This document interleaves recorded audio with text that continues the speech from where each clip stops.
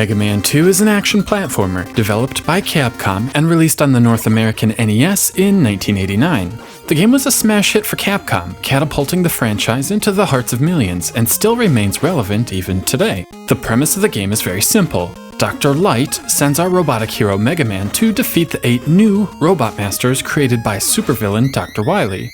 After running through this gauntlet, Mega Man makes his way through Dr. Wily's fortress before finally taking down the bad boy himself. I love the simplicity of the 8-bit plot, letting the focus of the game be, well, the gameplay. One of the first things that struck me the first time I played Mega Man 2 was the controls. I knew Mega Man 2 was a beloved game, but I wasn't prepared for the insanely tight controls. The running and jumping is superb, easily rivaling the best platformers of the era. Mega Man's momentum is spot on, and landing tricky jumps feels natural and intuitive. Even better, the action elements are blended in with the same care and precision.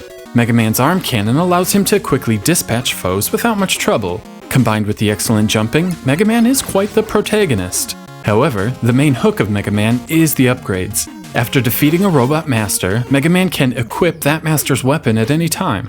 Items like the Metal Blade can shoot in 8 different directions and dramatically increases our hero's versatility. These additional weapons can sometimes serve a secondary purpose as well.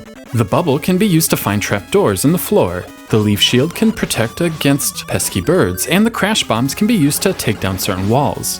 While the 8 new weapons aid in the action, there are 3 items which enhance the platforming. These come in the form of temporary platforms, which can propel Mega Man across the stage, allowing him to reach higher areas, or may even be required to progress through a level.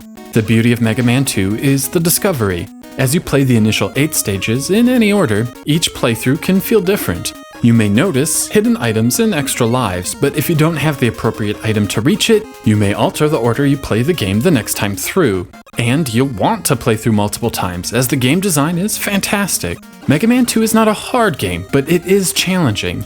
The game never asks anything impossible from you, but will require you to think now and again, and learn from past mistakes. When entering this screen, you'll see a moving platform on rails. However, the platform is on the far side of the screen, and it loops around, giving you plenty of time to assess the situation and come up with a game plan to make it through the obstacles. Mega Man 2 doesn't just drop you on the platform unexpectedly, it does so thoughtfully. And I absolutely love the little touches like this, and Mega Man 2 is full of them. For better or worse, there is some trial and error thrown in. During this boss fight, Mega Man has just 3 different blocks he can stand on and attack. Upon getting hit by the dragon, Mega Man will get knocked back and die. Knowing this, we can alter our position the next time, standing on the top block. Now knowing we'll get knocked back to safely land on the middle block. Quick Man stage is a little more annoying. You have to drop down the screen before the lasers get you. At first, quick reflexes are enough to get you through. Later on, memorization is required for progression. I'm not a huge fan of elements like this, but they are few and far between. Thankfully, Mega Man 2 has unlimited continues and a password save system, so you're never left starting over from the beginning while learning the game.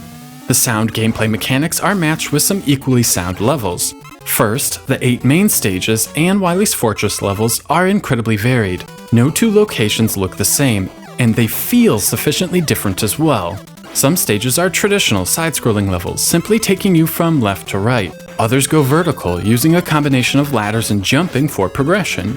Other stages feature hazards, like conveyor belts impairing your mobility. There are underwater segments, which alters your jump. The amount of variety and the thoughtfulness of the placement of every platform makes Mega Man 2 an incredibly fun experience. Finally, we must also talk about the Robot Masters themselves. The beginning of each level has an entry screen that shows you which Robot Master you'll be fighting at the conclusion of the stage.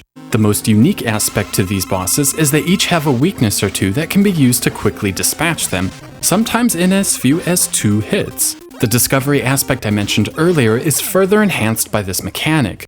In addition to going through levels in a different order to reach alternate paths or secret areas, you'll want to experiment with each different weapon to determine which is most effective against each boss. While having 8 different weapons and 3 different items could easily overwhelm lesser games, Mega Man 2 pulls it off effortlessly. Switching between items on the pause screen is slick, and the color change makes it easy to remember what all of the weapons and items do. Mega Man 2 just has a rhythm to it that few other games possess. The levels are fun with the perfect amount of challenge and length. Items and weapons are introduced at just the right rate, and boss encounters are short but intense. It's simply brilliant. Also brilliant is the soundtrack. The composers for this game not only understood the NES's limited hardware, they also had a firm comprehension of what makes music good. Nearly every piece is a joy to listen to, with awesome layers of fast beats, catchy melodies, and excellent progression that define what 8-bit music is all about.